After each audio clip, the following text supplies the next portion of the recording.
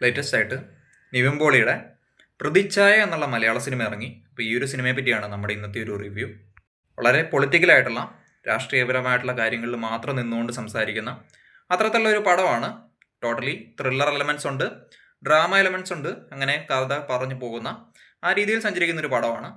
ആദ്യമേ തന്നെ ഈ ഒരു സിനിമയെ പറ്റി പറയുകയാണെന്നുണ്ടെങ്കിൽ ഒത്തിരി നാടകീയമായിട്ടുള്ള കാര്യങ്ങൾ ഈ ഒരു സിനിമയിൽ ത്രൂ ഔട്ട് ഉണ്ട്. ഒരു രാഷ്ട്രീയ ഡ്രാമ സിനിമ എന്നുള്ള നിലയിൽ നിന്നൊക്കെ മാറിയിട്ട് അതിലും കൂടുതലായിട്ട് ഡ്രാമ ഒരു സിനിമയിൽ പലയിടങ്ങളിലും ഉണ്ട്. അതിൻ്റെ എക്സാമ്പിളായിട്ട് ഞാനൊരു സീൻ പറയാം. ഈ ഒരു പടത്തിൻ്റെ അകത്ത് ഒരു മുഖ്യമന്ത്രിനെ ഒരു മീഡിയ അവതാരകൻ വന്നിട്ട് ഇൻട്രോഗേറ്റ് ചെയ്യുന്ന, അതായത് ചോദ്യങ്ങളൊക്കെ ചോദിച്ച് കുഴപ്പിക്കുന്ന ഒരു സന്ദർഭമുണ്ട്. ഇതിൽ മുഖ്യമന്ത്രിയോട് ഒരുപാട് ആരോപണങ്ങൾ ഈ ഒരു അവതാരകൻ ചോദിക്കുന്നുണ്ട്. അപ്പോൾ അതിനെല്ലാം കേട്ടിട്ട് മുഖ്യമന്ത്രി ഇങ്ങനെ വിളറി വെളുത്ത് വല്ലാത്ത രീതിയിൽ ഞാൻ ഇനി എന്ത് ചെയ്യും എന്നുള്ള രീതിയിൽ നിൽക്കുവാണ്. റിയൽ ലൈഫിൽ നമ്മൾ ഒരു ഇടത്ത് പോലും ഒരു മുഖ്യമന്ത്രി എന്നല്ല, ഒരു രാഷ്ട്രീയ നേതാവും ഇത്തരത്തിൽ ചോദ്യം കേട്ടിട്ട് ഞാൻ പെട്ടുപോയല്ലോ എന്നുള്ള രീതിയിൽ ഒരിടത്തും നിൽക്കുന്നതായിട്ട് നമ്മൾ ഇതുവരെ കണ്ടിട്ടില്ല, അങ്ങനെ കാണാൻ പറ്റുകയില്ല. അപ്പോൾ പറഞ്ഞു വന്നത്, വളരെ റിയലിസ്റ്റിക് ആയിട്ടുള്ള ഒരു പൊളിറ്റിക്കൽ സിനിമ കാണാനായിട്ട് ഉദ്ദേശിക്കുന്നവർ ഈ ഒരു പടം ദയവായി കാണാനായിട്ട് എടുക്കാതിരിക്കുക. കാരണം റിയലിസ്റ്റിക് ആയിട്ടുള്ളൊരു സാധനമൊന്നുമല്ല. റിയൽ ലൈഫിൽ നിന്ന് കുറേ സാധനങ്ങൾ എടുത്തിട്ടുണ്ട്, പക്ഷെ ഒരിക്കലും അത് റിയൽ ലൈഫ് ഓറിയൻറ്റഡ് ഒന്നും അല്ല. ഭയങ്കരമായിട്ട് ഡ്രാമയായിട്ട് നാടകീയവൽക്കരിച്ചിട്ടുള്ള ഒരു സംഭവമാണ്. പടത്തിന്റെ കഥ നമ്മൾ മുമ്പ് പല സിനിമകളിലും കണ്ടിട്ടുള്ള ഒരു സംഗതി തന്നെയാണ്. ലയൺ എന്നുള്ള ദിലീപിന്റെ ഒരു സിനിമയൊക്കെ ഉണ്ട്. ഈ ഒരു സിനിമയൊക്കെ കണ്ടിട്ടുള്ളവർക്ക് ഈ ഒരു പടം ഭയങ്കരമായിട്ട് റിലേറ്റബിൾ ആയിട്ട് തോന്നും. ഈ ഒരു പടത്തിൻ്റെ അതും ഒരു അച്ഛൻ കഥാപാത്രമുണ്ട്. അദ്ദേഹം CM ആണ്. അദ്ദേഹത്തിനെതിരെ ഗുരുതരമായിട്ടുള്ള ആരോപണങ്ങൾ വരുന്നു, പിന്നീടുള്ള കേസുകളൊക്കെയാണ്. പിന്നീട് അതിന് പുള്ളിയുടെ പിൻഗാമിയായിട്ട് നിവിൻ പോളിയൊക്കെ വന്നിരുന്നുണ്ട് ഈ ഒരു പടത്തിൻ്റെ അകത്ത്. നിവിൻ പോളി ഇതിൻ്റെ അകത്ത് ആദ്യം ഒരു ചിൽ ഗൈ ആയിട്ട് നടന്നിട്ട് പിന്നീട് ഒരു ഉത്തരവാദിത്തങ്ങളൊക്കെ ഏറ്റെടുത്ത് ഒരു CM-ലേക്കുള്ള ഒരു മാറ്റം, പുള്ളിയുടെ ആ ഒരു ട്രാൻസിഷനൊക്കെ കാണിക്കുന്നുണ്ട്. ചെറിയൊരു ഗോഡ് ഫാദർ വൈബൊക്കെ പിടിക്കാനായിട്ട് ശ്രമിച്ചിട്ടുണ്ട്. അത്തരത്തിലുള്ള ശ്രമങ്ങളൊക്കെ നടത്തിയിട്ടുണ്ട്.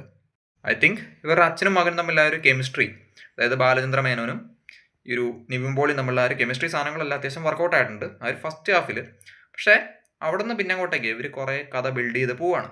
കഥ ബിൽഡ് ചെയ്ത് ഒരു സ്റ്റേജ് എത്തും. നിവിൻ പോളി മെയിൻ ആയിട്ട് വരുന്ന ഒരു രംഗപ്രവേശമൊക്കെ ഉണ്ട്. ആ ഒരു രംഗപ്രവേശത്തിലൊക്കെ നിവിൻ പോളി സത്യത്തിൽ ആ ഒരു ബിൽഡപ്പ് വെച്ചിട്ട് പവറായിട്ട് ഫയറായിട്ട് സ്ക്രീൻ കത്തിക്കേണ്ട ആ ഒരു സീനിൽ കുറേ പൊട്ട BGM ഒക്കെ ഇട്ടിട്ട് സംഭവം എലവേറ്റ് ആവേണ്ട നിലയിലേക്ക്, ആ ഒരു രീതിയിലേക്ക് സംഭവം എത്തിയിട്ടില്ല എന്നാണ് ആസ് എൻ ഓഡിയൻസ് എനിക്ക് തോന്നിയത്. അത് ഒത്തിരി മാറ്റങ്ങൾ വരുത്തി മെച്ചപ്പെടുത്താമായിരുന്നു ഫിലിം മേക്കേഴ്സിന്. പക്ഷെ അങ്ങനെ ഒരു സംഭവം അവർ ചെയ്തിട്ടില്ല. അതിനുള്ള ഒരു ബിൽഡപ്പ് കൊടുത്തിട്ട് പക്ഷെ അത് അവിടെ കൊണ്ടുപോയി ഒരു സ്റ്റാഗ്നൻ്റ് ആയിട്ട് ജസ്റ്റ് ലാഗിങ് ആയിട്ട് കൊണ്ടുപോയി നിർത്തുകയാണ് ചെയ്തത്. കുറേ കഥാപാത്രങ്ങളുണ്ട് ഈ ഒരു പടത്തിൻ്റെ അകത്ത്.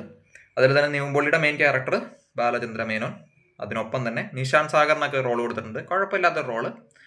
മറ്റ് റോളുകളിലൊക്കെ ആയിട്ട് ഷറഫുദ്ദീനൊക്കെ വരുന്നുണ്ട്. പുള്ളി ഇങ്ങനെ ജസ്റ്റ് വരുന്നു, കൂളിംഗ് ഗ്ലാസ് വെച്ചിട്ട് നടക്കുന്നു അങ്ങോട്ടും ഇങ്ങോട്ടും എന്നുള്ളതല്ലാതെ അതിൽ കൂടുതലുള്ള പുള്ളിക്ക് റോളൊന്നുമില്ല.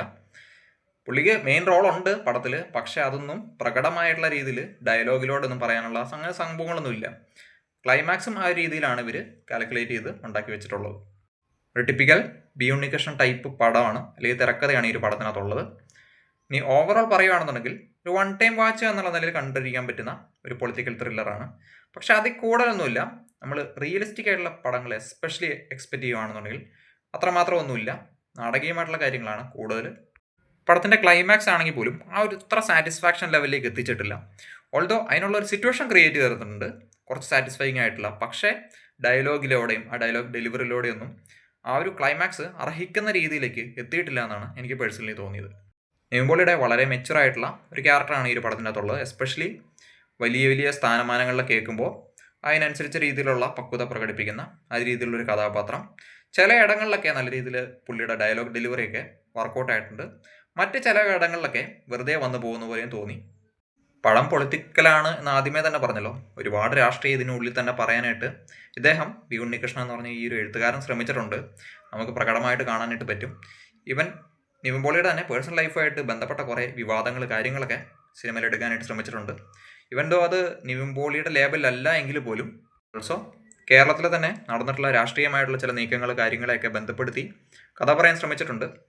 ഓൾദോ ക്ലിയർ ആയിട്ട് UDF LDF ഒന്നും പറയുന്നില്ലെങ്കിൽ പോലും കണ്ടുകൊണ്ടിരിക്കുന്ന മലയാളികൾക്ക് എല്ലാവർക്കും അറിയാം ഇവരുടെ ഒരു കഥയൊക്കെ തന്നെയാണ് പറയുന്നത്. കുറേ കാര്യങ്ങൾ അവിടെ നിന്ന് ഇവിടുന്നും ഏടുകൾ എടുത്തിട്ടുണ്ട്. ഈവൻ ഉമ്മൻചാണ്ടിയുടെ ഒക്കെ കാര്യം പോലും പ്രതിപാദിക്കുന്നുണ്ട് പലയിടങ്ങളിലും.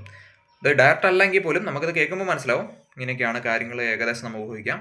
അങ്ങനെയുള്ള കുറേ കാര്യങ്ങളൊക്കെ കൊണ്ടുവരുന്നുണ്ട്. പക്ഷേ അതൊക്കെ കുറച്ചുകൂടി കരുത്തുള്ള രീതിയിൽ കൊണ്ടുവരാമായിരുന്നു എനിക്ക് തോന്നി. ഒരു ഇൻറ്റൻസിറ്റി കുറവ് പലയിടങ്ങളിലും ഫീൽ ചെയ്യുന്നുണ്ട് നമുക്ക്. ഇതിൽ എനിക്ക് ഇഷ്ടപ്പെട്ടത്, ഇൻട്രസ്റ്റിംഗ് ആയിട്ട് തോന്നിയൊരു കാര്യം, മൊത്തത്തിൽ പൊളിറ്റിക്സിൻ്റെ ഒരു എയർ ഇവർ പിടിച്ചിട്ടുണ്ട്.